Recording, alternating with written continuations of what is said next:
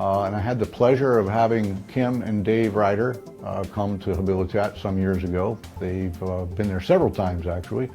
And they came to do some of their, work some of their magic with our population at Habilitat. I'm very grateful for Dave and Kim and their dedication to this, because it has drastically impacted my life. It was a moment of a life change, and my whole world crumbled, and then it got rebuilt. And I am so excited about what I am, who I am, and what I'm doing today. The training was very intense. It was very hands-on, very experiential, and very effective.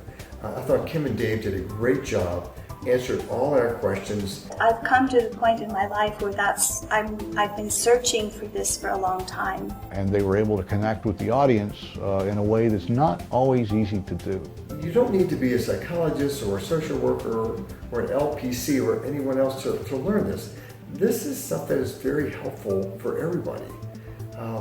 This is techniques that really help you literally realign your thinking and your subconscious. Probably the top of the game in terms of healing modalities that I know of, and I know of a lot of them. So you guys are at the top of the game in the world as far as I'm concerned. So the greatest value that we got from their visits to Habilitat is they were able to bring their expertise and explain things in a way that people understood.